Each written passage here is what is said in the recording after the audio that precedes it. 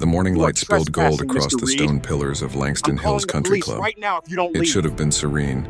Dew on the grass, the hum of You think you can sprinklers, get away with a this? gentle I breeze know off the ninth everything. hole. Your Hastings. But the Trevor, air outside the front please gate calm was down. already tight. This isn't helping Stop right anything. there. The voice cracked through the calm like glass underfoot.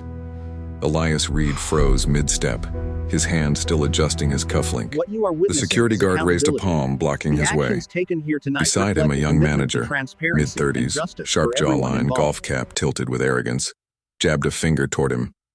"This area's for members only," the manager said, each word clipped, deliberate. "Deliveries go around the back." Elias looked at him. Not long, not sharp, just long enough to register the pattern. The tone, the assumption. Then he answered quietly, "I'm not here for a delivery." The guard frowned. The manager folded his arms. "So what are you here for?" Elias's voice stayed level. "A meeting." "With who?" "The board." The smirk came easy.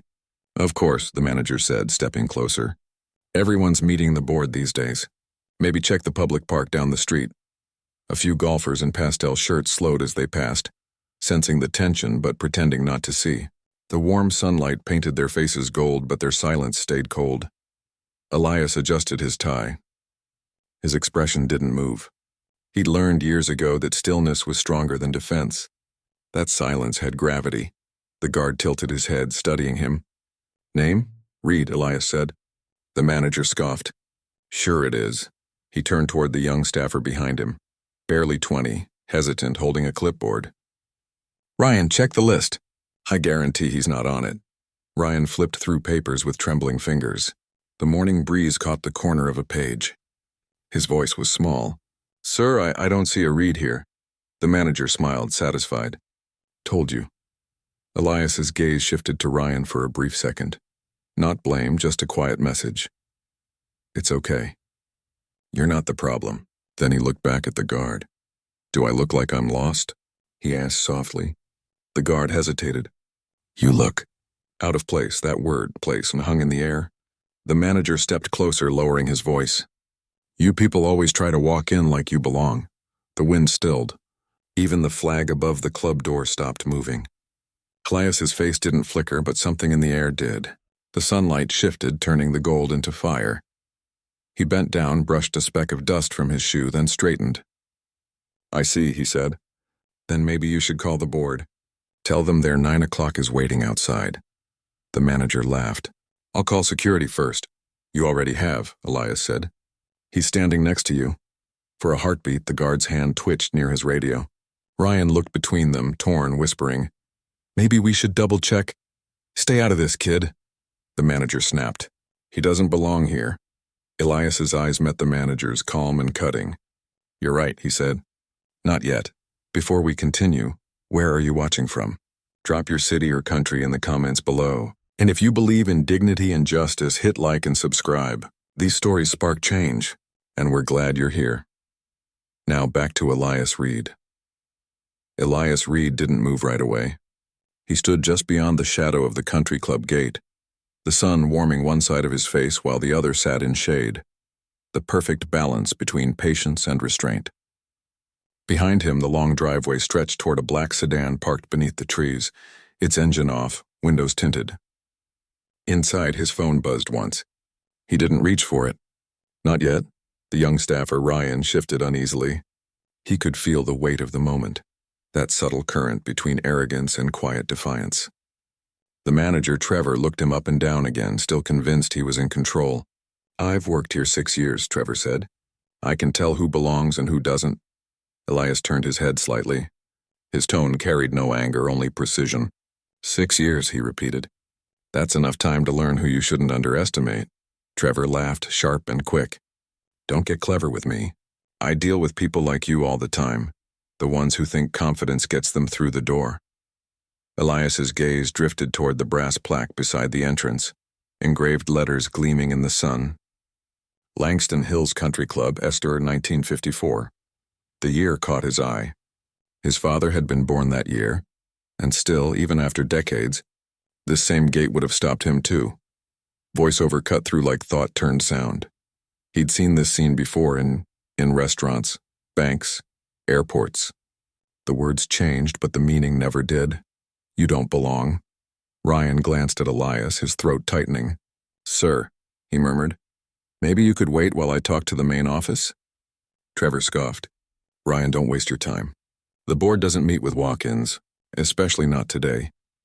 Elias finally pulled out his phone, his movements slow, deliberate. He scrolled once, tapped once, then placed it back in his pocket. It's fine, he said quietly. I can wait.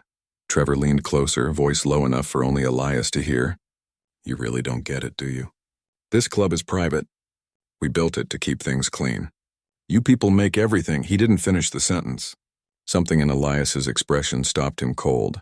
Not a glare, not a threat, just an absence of fear so deep it unsettled him. The air grew heavy. Ryan swallowed, trying to find words. Mr. Reed, was it? I'm sorry if this is a misunderstanding. Trevor rolled his eyes. Don't apologize for doing your job.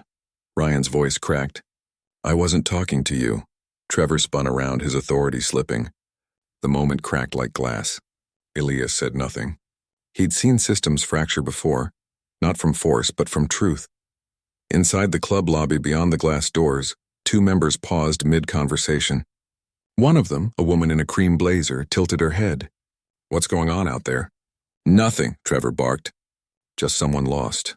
Elias smiled faintly, a soundless acknowledgement of irony. Lost, he repeated under his breath. Interesting choice of word. The hum of golf carts echoed from the distance. The guard lowered his hand but stayed tense, unsure whether to enforce or retreat. Trevor stepped back, muttering something under his breath, something that smelled of superiority and fear all at once. Elias's phone buzzed again. This time he checked it. A single message appeared from Jade. Assistant, board meeting confirmed. They're expecting you at 9 sharp. Elias locked the screen. The corner of his mouth shifted in almost a smile. Voiceover. He could have said it right then. Could have ended it. But some lessons are best delivered at full audience. He looked up at the country club sign again. Sunlight glinting off the letters, and stepped one pace closer to the door. Let's see, he said softly. How far manners get me today? The double doors of the country club stood a few feet ahead, polished wood gleaming like a mirror. Behind them, voices floated. Laughter, clinking glasses, the soft rhythm of privilege. Trevor, the manager, turned to the security guard with a smirk. Make sure he doesn't move another inch. Yes, sir, the guard replied, though his voice carried hesitation now, the kind that grows when authority starts to feel wrong. Elias Reed didn't speak. He adjusted his sleeve, a small motion that somehow steadied the air around him. His silence pressed harder than any argument. Ryan lingered near the entrance, fidgeting with the clipboard in his hands. His eyes darted between Trevor and Elias, torn between the rulebook he'd been trained to follow and the instinct whispering that something here wasn't right. Trevor folded his arms. You're really going to wait here all morning? If that's what it takes, Elias said evenly. For what, and to get kicked out by someone higher up? Elias's lips curved faintly. No, to be recognized. The line landed with quiet precision. Trevor opened his mouth to retort, but for the first time, he didn't have a quick comeback. The sound of approaching heels broke the silence. A woman in her 50s, hair pinned tight, carrying a folder under her arm, walked toward the group. Janet Shaw, the club's operations director. Her eyes swept the scene with trained efficiency. What's the issue here? She asked. Trevor straightened, almost relieved. Unauthorized individual trying to enter. Claims he has a meeting with the board. Janet's gaze moved to Elias. Do you have identification? Elias reached into his inside pocket and handed her a sleek black card. She took it between two fingers, glancing at the name. E. Reed. Her brow furrowed. There's no membership number here. It's not a membership card, Elias said. It's access. Janet looked up, puzzled. Access to what? You'll find out soon enough.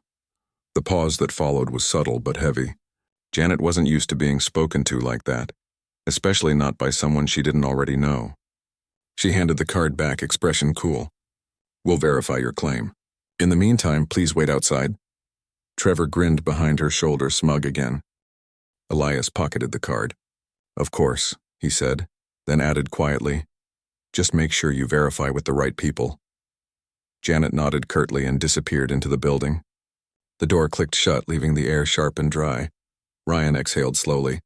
Sir, if it's really a mistake, I can... Elias cut him off gently. You don't have to fix it. Just remember it. Voiceover rolled in like memory. He remembered another door. Another voice saying the same words, wait outside. He was 25 then, interviewing for a job he was already overqualified for. They made him wait until everyone else left. When they finally called him in, they said the position had been filled. The wind caught the edge of his jacket as he looked toward the manicured greens beyond the gate. For a moment, the club's grandeur reflected in his eyes. Not envy, not anger, just understanding. He'd seen too many rooms like this. Trevor checked his watch. You've got 5 minutes before I call the police. Elias met his stare. Make it 3. I don't like wasting time. Trevor's grin faltered. Something in the man's tone, quiet, precise, absolute, didn't fit the story he'd built in his head. Who exactly are you? He asked. Elias didn't answer. He simply turned his gaze toward the entrance as the doors opened again. Janet reappeared, phone in hand, her expression now uncertain. Mr. Reed, she said slowly, the board. They're on their way. Trevor blinked. Wait, what? Janet didn't look at him. Apparently they've been expecting him. The silence that followed wasn't calm. It was the sound of ground shifting. Voiceover. He didn't raise his voice. He didn't need to. The truth had started speaking for him. The club lobby exhaled a draft of cool, perfumed air when the doors opened again. Inside, chandeliers hummed faintly above a marble floor polished enough to reflect the tension walking in with Elias Reed. Trevor's confidence cracked at the edges now. He whispered something to the guard, too soft to hear, but the man didn't move. Ryan followed a few steps behind, gripping his clipboard like a shield. The woman from earlier, Janet Shaw, kept her tone clipped. You can wait here. The board is finishing another meeting. Elias nodded once. He didn't thank her. Didn't apologize for the disturbance either. He simply took a seat in one of the leather chairs by the window. Calm, upright, deliberate. The kind of posture that looked like patience but was actually command. For a long moment, no one spoke. The silence became a character of its own, the air thick with unasked questions. Golfers passed through the lobby, glancing over, whispering. They saw the skin first, not the suit. The stillness unnerved them. Trevor tried to reclaim ground. You can't just sit there. This is a private members area. Elias's voice was almost gentle. Then consider this a lesson in hospitality. The manager's jaw tightened. You've got some nerve. Not nerve, Elias interrupted. Memory, Trevor frowned. Excuse me? Elias looked up, eyes steady. I've been in rooms like this before. Different decor, same temperature. The kind that drops a few degrees when I walk in. That sentence didn't come loud, but it landed like thunder wrapped in velvet. Ryan's pen slipped from his fingers and clattered on the floor. No one moved to pick it up. Janet cleared her throat, uncomfortable. Let's remain professional, shall we? Trevor smirked. I'm being professional. Elias turned slightly toward him.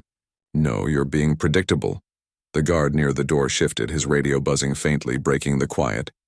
Outside, the sunlight filtered through the tall glass panes, casting slow-moving reflections on the marble, warm light crawling over cold space. Voiceover rose low, deliberate. He'd learned the value of silence early, that you don't out-yell ignorance. You outlast it? Elias leaned back, crossing one leg over the other, unbothered. His phone lit up briefly on the side table. A message from Jade. Confirmed. Press hold on acquisition announcement until after board confirmation. Stay calm. He smiled slightly. Always am. Trevor watched him, increasingly uneasy. Something about the man's calmness didn't fit the story. The way he didn't fidget, didn't plead, didn't even explain himself. It wasn't defiance. It was ownership in disguise. Janet's phone rang, a sharp tone cutting the air. She answered quickly. Yes, this is Janet Shaw. Yes, he's here. Her eyes flicked toward Elias. Her tone changed. Oh, I see, understood. She hung up slowly, her fingers trembling slightly as she straightened her jacket. Trevor noticed. What's going on? Janet hesitated. That was Mr. Callahan from the board, he said. To make sure Mr. Reed is comfortable. Elias didn't move. How considerate, he said quietly. Trevor blinked. What? But before anyone could answer, Ryan, and the only one brave enough to speak truth out loud, murmured, I told you he wasn't lying. Trevor shot him a glare. You stay out of this. Ryan took a small step forward anyway. His voice shook, but his words didn't. "No, sir. I won't. Not this time." For the first time all morning, the young man's defiance filled the room more powerfully than any uniform. Elias turned his head toward him, nodding once. A silent thank you. Voiceover.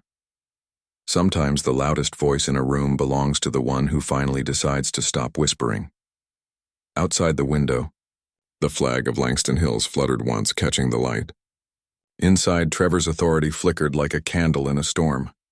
Elias stayed still, not frozen, but anchored, waiting, watching. He knew what came next. The unraveling always began this way, not with shouting, but with quiet cracks forming under the weight of truth. And right then the sound came, the click of polished shoes against marble. The board had arrived. The lobby doors opened with a soft hydraulic hiss. 3 board members stepped in, 2 men in navy suits and a woman in ivory, the kind who never had to announce authority because the room already bent toward them.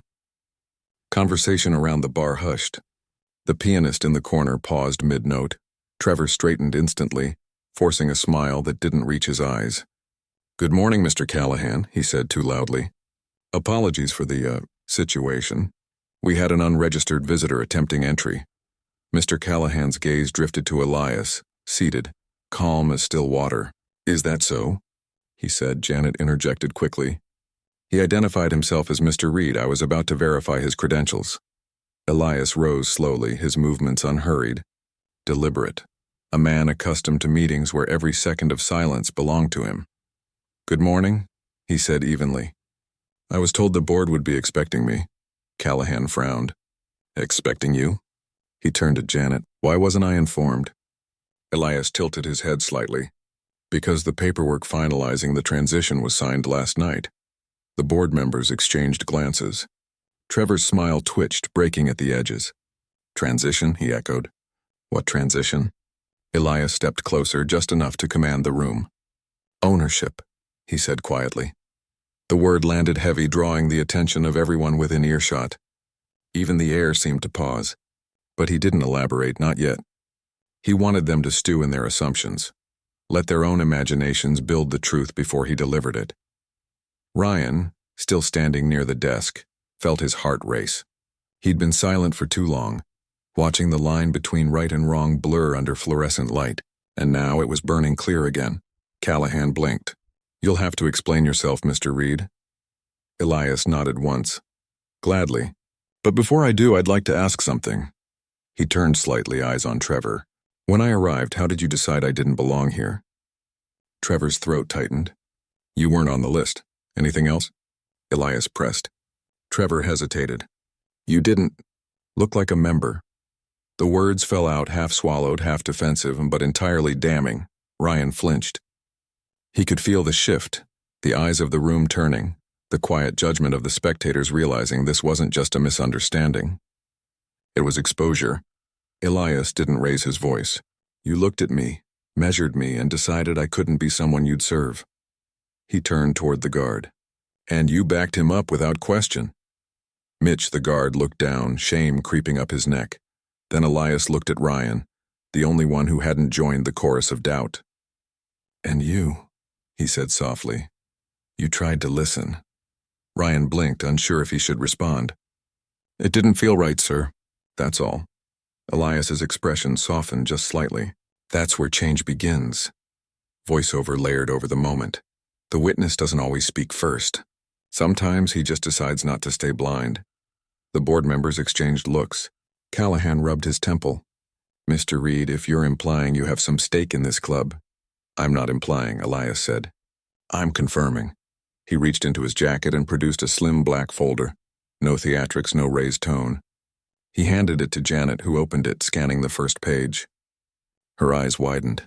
She turned the document toward Callahan. Trevor's voice cracked. "What is that?" Callahan's face drained of color. "Transfer of ownership, as of midnight." The room shifted in temperature again. Warm sunlight pouring through the glass, clashing with the sudden chill of realization. Ryan stepped back, whispering to himself, "He owns it." Elias turned toward the window, where the club's golden emblem glimmered faintly. "Now you understand why I came early," he said. I wanted to see how my new staff treats its guests. Trevor opened his mouth. No words came out. Voiceover. Sometimes justice doesn't storm in through the door. It just walks through the same one they tried to close. And for the first time, the silence didn't belong to the club. It belonged to him. The words transfer of ownership hung in the air like a sentence delivered by something higher than law. Quiet, factual, irreversible.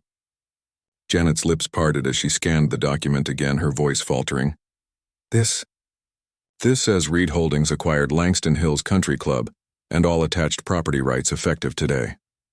Trevor blinked, his face draining.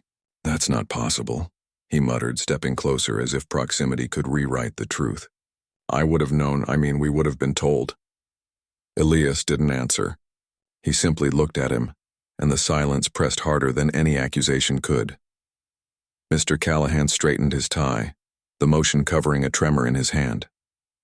Mr. Reed, this is unexpected. There must have been some miscommunication. Elias finally spoke. The only miscommunication was assuming my presence needed your permission. It was soft, but every syllable carried iron. Ryan, standing a few feet away, let out the smallest breath, part disbelief, part relief. He'd felt it from the start, something different in the way this man occupied space, as though the ground itself deferred to him. Trevor's voice cracked. So what, you just bought this place? Elias's gaze stayed steady. No, Mr. Trevor, I invested in it. Because power isn't about owning things. It's about who you let in. He turned, glancing briefly at the chandelier. At the walls lined with black and white photos of men shaking hands through decades, all of them one shade of history. But I suppose we'll be updating the portraits soon. A faint laugh rippled somewhere near the bar. Uncomfortable, nervous, the kind that betrays guilt. Janet tried to regain composure. Mr. Reed, I apologize for the earlier misunderstanding. It's been a hectic morning. Elias didn't take the apology. Misunderstanding implies confusion. You weren't confused. You were confident. The words hit harder than raised voices ever could. Trevor took a half step back, his breath uneven. Look, I was doing my job. Then maybe your job needs redefining, Elias said, tone measured. Because if doing your job means humiliating people at your gate, this club doesn't deserve its reputation. The young staffer Ryan shifted again, shoulders squared now. Sir, if I may. Elias looked his way and Ryan continued. I've worked here a year. And what he's saying is true. People like you, people who look like you, get stopped all the time. Not just guests, delivery guys, drivers, even members. We pretend it's procedure. His voice cracked, but he didn't stop. It's not. The room froze.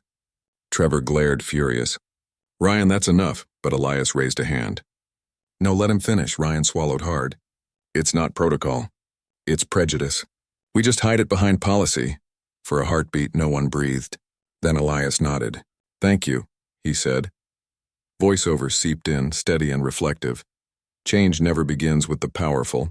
It starts with the one person who decides to tell the truth in front of them. Mr. Callahan adjusted his cufflinks, trying to anchor his composure. Mr. Reed, perhaps we can discuss this privately. Elias turned to him. No, privately is how it stays buried. The words sliced through the polished air. Outside, sunlight poured across the golf course, the kind of light that revealed every imperfection in the glass windows.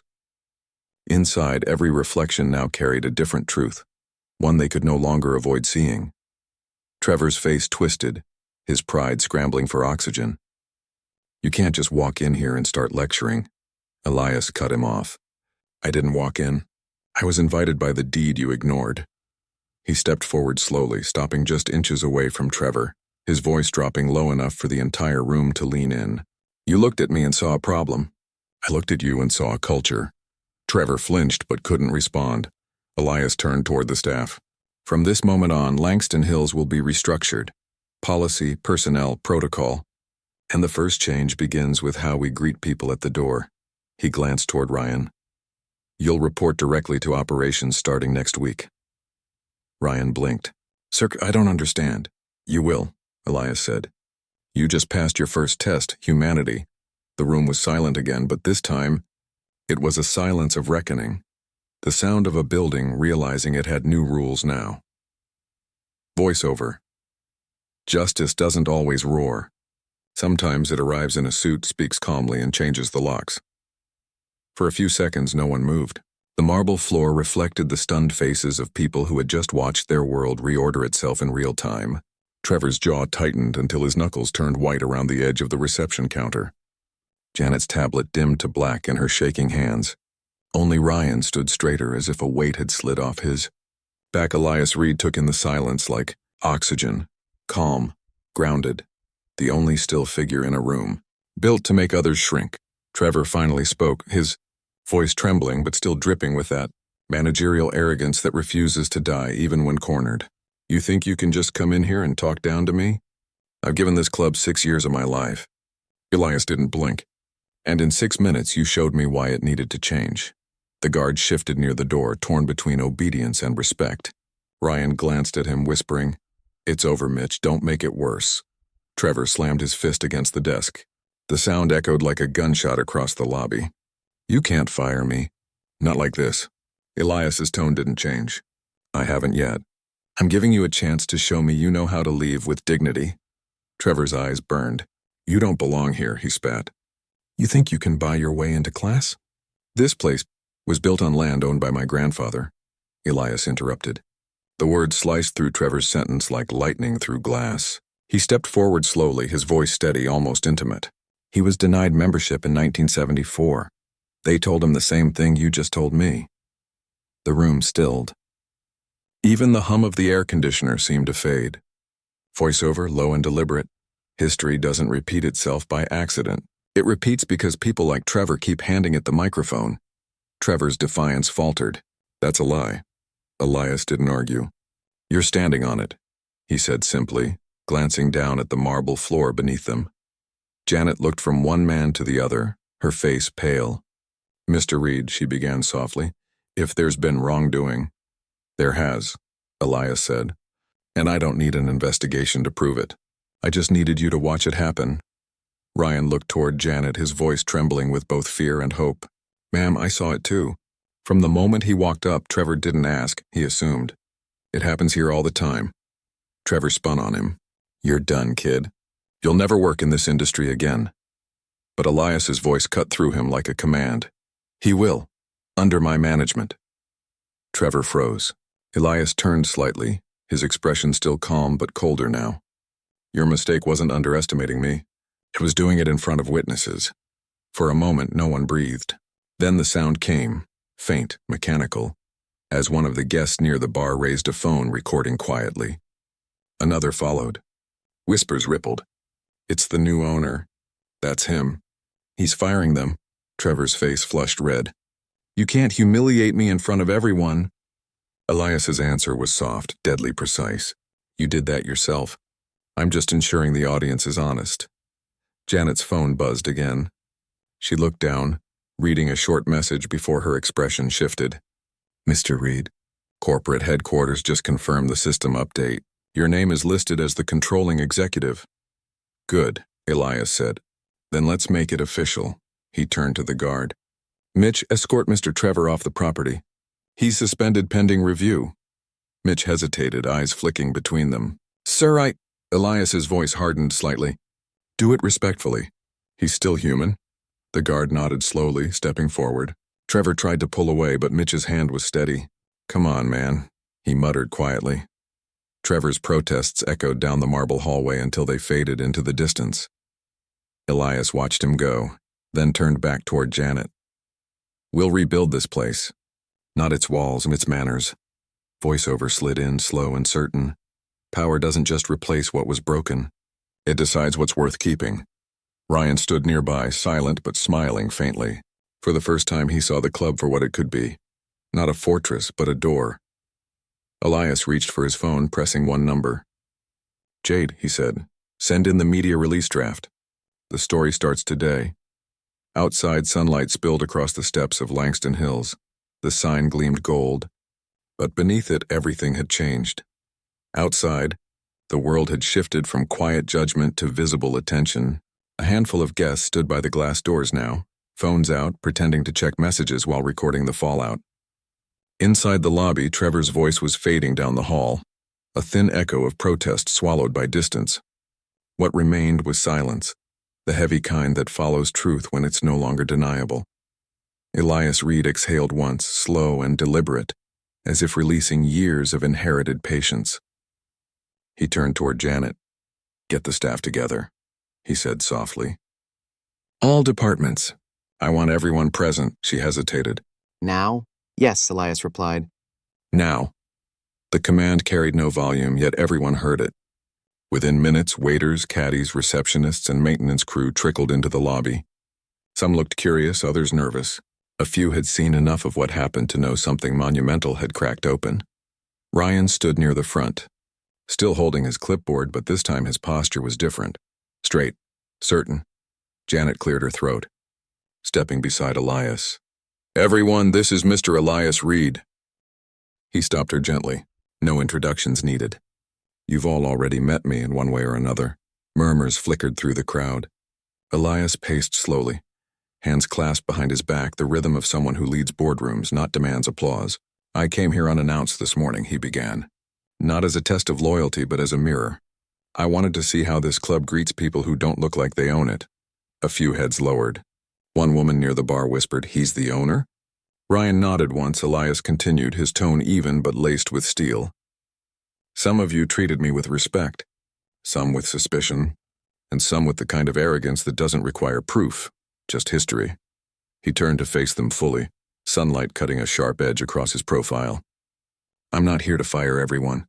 I'm here to change what this place stands for. Langston Hills will no longer be a country club for the few. It will be a legacy for everyone who earns it." Voiceover entered like a slow current. He wasn't angry. He was done being quiet, and that for men like him was louder than rage. From the crowd, a middle-aged groundskeeper raised a trembling hand. "Sir, does that mean new management?" Elias nodded. "It means new values." Janet looked uneasy. "Mr. Reed, some members won't like that." Elias smiled faintly. "Some members don't have to stay." A ripple moved through the room, disbelief mixed with liberation. Someone clapped once, then stopped, unsure if it was allowed. Ryan broke the tension. "If you want help rebuilding, sir." "I'll stay." Elias turned to him. "Good. You'll lead the first staff audit. I trust you'll treat people better than you were taught." Ryan blinked. "Me? I'm just the only one who told the truth when it mattered," Elias said. The sentence hit with quiet authority. Ryan nodded, jaw tight, eyes glinting with something close to pride. Elias looked around the lobby again. For too long, places like this survived by deciding who belonged. That ends today. The front doors opened suddenly, letting in a flash of light, the afternoon sun striking across Elias's face like a spotlight. A few reporters had arrived, tipped off by a leak from someone inside. The cameras rolled, their lenses reflecting the man who had turned humiliation into history. A reporter's voice rose above the hum. "Mr. Reed, what made you buy Langston Hills?" Elias looked toward her without breaking his calm. "Because I was tired of asking for entry." The crowd went still again. Voiceover. "Justice doesn't always wait for applause. Sometimes it just stands steady and lets the world catch up to it." Elias gestured toward the doorway. "Let them in," he told Janet quietly. "Every story needs witnesses." As the reporters stepped forward, cameras flashing in the warm gold light, Elias Reed stood unshaken, the same man who had been refused entry an hour ago now commanding the stage of his own making. And for the first time in its 70-year history, Langston Hills Country Club opened its doors not out of privilege, but out of truth. The lobby, once the fortress of exclusivity, now thrummed with something new, the low hum of attention. Reporters had gathered near the glass doors, microphones ready, cameras blinking like restless eyes. The afternoon sun spilled amber light across the marble, turning the once cold space into a kind of stage. Elias Reed didn't need a podium. He stood in the center, sleeves slightly rolled, posture unbroken. The board members hovered to the side, suddenly small against the weight of what was unfolding. Ryan stood behind him, equal parts awe and fear. A journalist in a navy blazer called out first. "Mr. Reed, are the reports true? You were refused entry to your own property this morning?" Elias's voice was calm even. "That's correct. Do you intend to press charges?" He shook his head. No, I intend to press change. The words carried through the lobby, bouncing off marble and metal. A few guests, still lingering from brunch, lowered their champagne glasses mid-sip. Another reporter stepped forward. How do you respond to those who say you provoked this, that you came unannounced to create a spectacle? Elias almost smiled. If dignity becomes a spectacle, then maybe we've forgotten what silence looks like. He turned slightly toward the staff behind him, the witnesses, the accomplices, the newly awakened. What happened here isn't new. It just happened to the wrong man on the wrong morning, and I won't let it be forgotten. Trevor's voice, faint but sharp, drifted from the corridor where he stood half-shadowed, escorted but not gone. You're turning this into a race thing, he snapped. That's all this is. Elias turned toward him slowly, gaze steady but cold. No, he said. You turned it into that the moment you decided I couldn't belong. The crowd's murmur grew. Cameras caught the moment. The glare, the stillness, the imbalance of power flipping right in front of them. Voiceover, steady and cinematic. He wasn't here to shame them. He was here to document what shame looks like when it realizes it's been filmed. Janet tried to regain order. Ladies and gentlemen, let's... But Elias raised a hand and she stopped.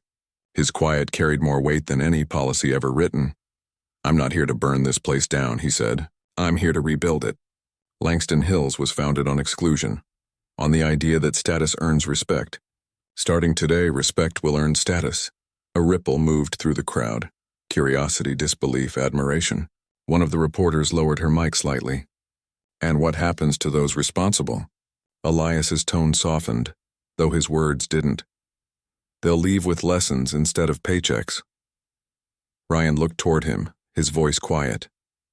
Sir, what about the rest of us? Elias met his eyes. You stay, you learn, and you teach others to do better. For a moment, no one spoke. Outside, a golf cart rolled by, the soft hum breaking the silence like an afterthought from the old world. Elias turned back to the cameras.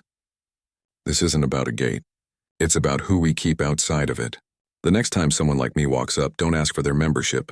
Ask for their name. That's where humanity begins. Flashbulbs burst like fireworks. Ryan blinked under the glare. Janet stood frozen, caught between embarrassment and relief. Then Elias's phone buzzed. Jade, board signatures received. He looked down, then back up at the crowd. As of this moment, the official ownership transfer is complete. One reporter asked softly, What will you do first as owner? Elias looked around, the faintest smile touching his lips. I'll walk through the front door again. This time no one stops me. Voiceover closing the scene like a curtain. Revenge ends arguments.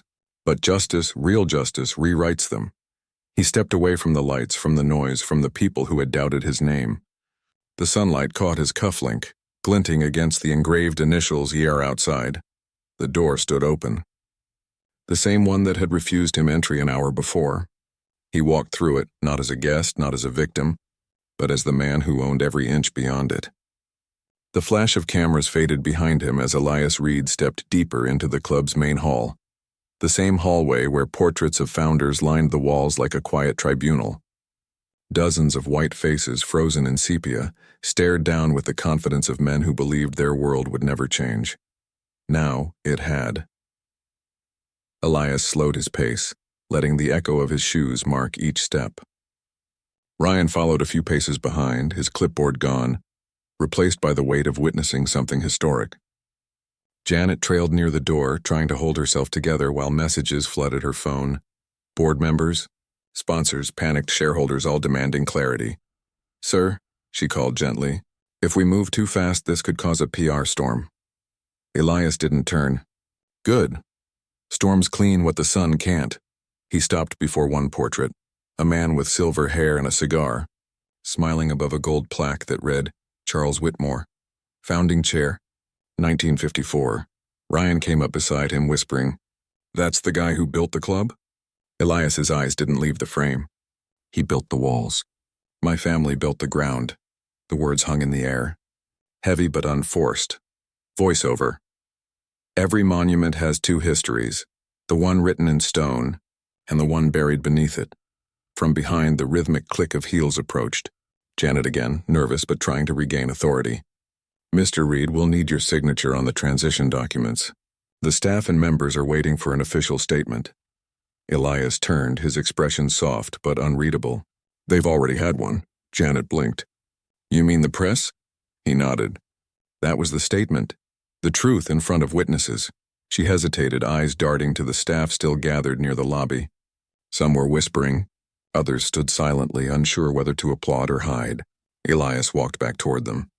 For years, this place rewarded familiarity over fairness.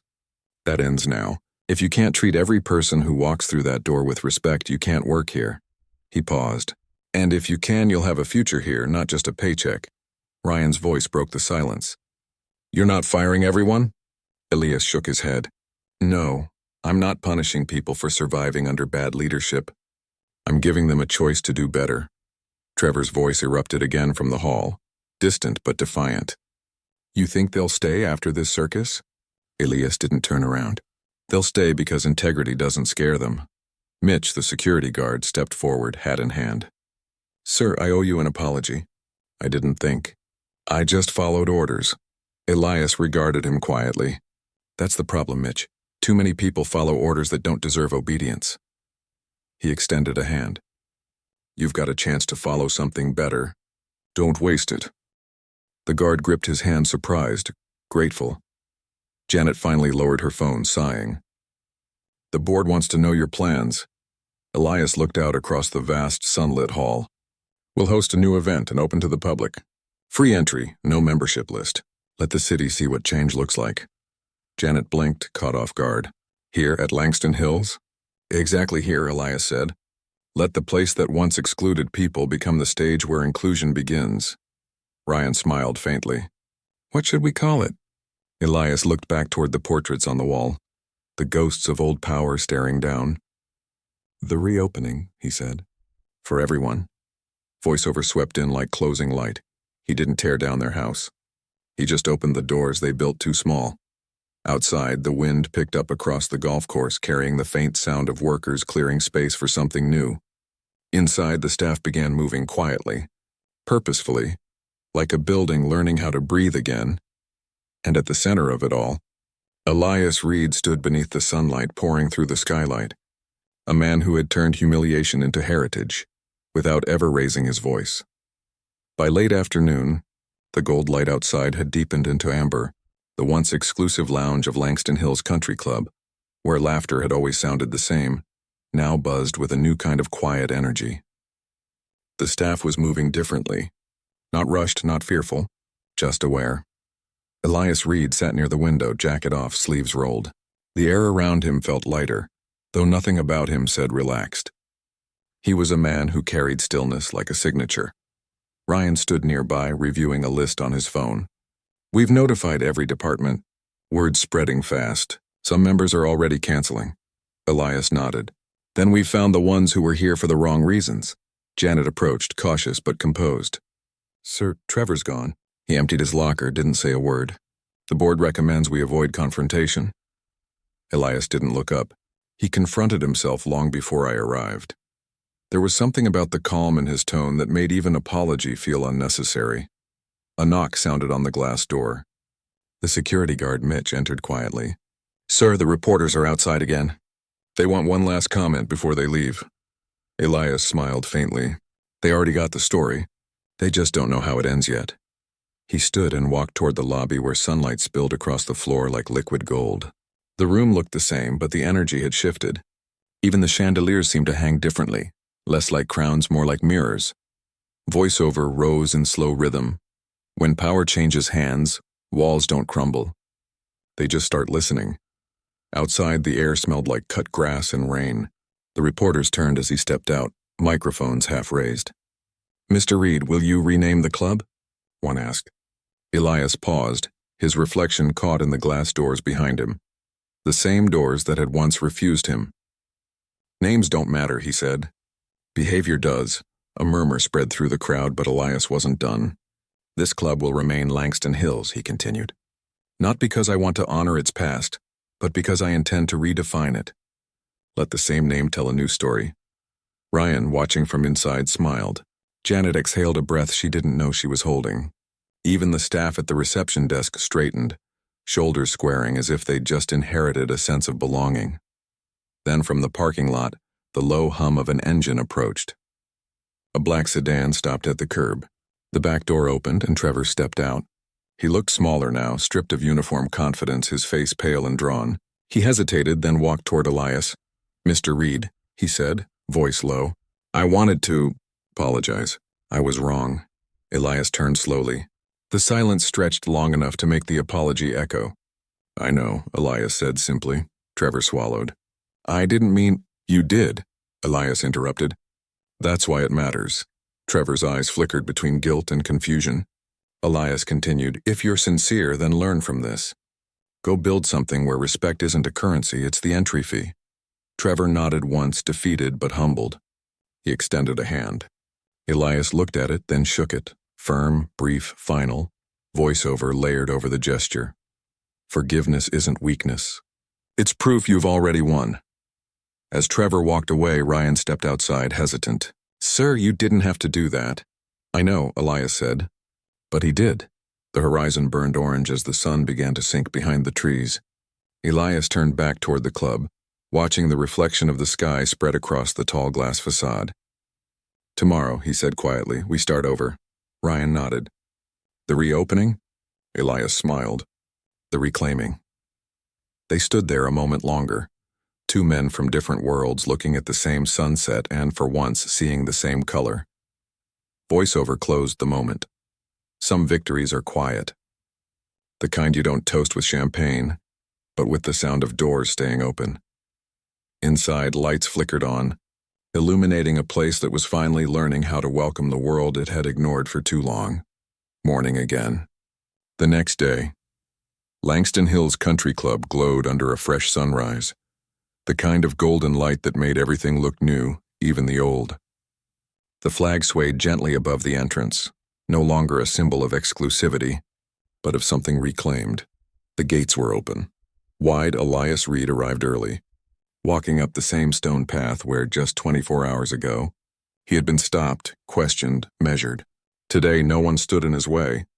Instead, two young attendants greeted him with open smiles and coffee in hand. "Good morning, Mr. Reed," one said. Elias nodded, the corner of his mouth lifting slightly. Now that's how a place introduces itself. Behind him, banners fluttered, the Langston Hills reopening for everyone. Guests from every background walked in, families, golfers, former employees, and curious locals who had never dared to step inside these walls before. Inside, Ryan and Janet oversaw the setup. Tables lined with fresh linen, name tags for community leaders, local journalists, students. No member lists, no velvet ropes, just space. Ryan looked up as Elias entered. "It's all ready, sir. Press is outside. The mayor's on the way." Elias gave a single nod. "Let them in. Today we don't announce power. We announce purpose." He walked toward the grand staircase where the club's founding portraits still hung. For a long moment he stared at them, the faces of men who once wrote the rules. Then he turned to Janet. "Take them down. Keep them in the archives. We'll replace them with new ones. Every face, every color, every person who helped rebuild this place." Janet hesitated, then smiled. "Yes, sir." Voiceover, slow and deliberate, he didn't erase history. He reframed it, so the story would no longer whisper who didn't belong. The main doors opened again. Reporters, local families, and former staff filled the marble hall. The same chandeliers sparkled, but the light felt different now. Softer, warmer, human. Elias stepped up onto the first stair. No notes, no podium. Just his voice.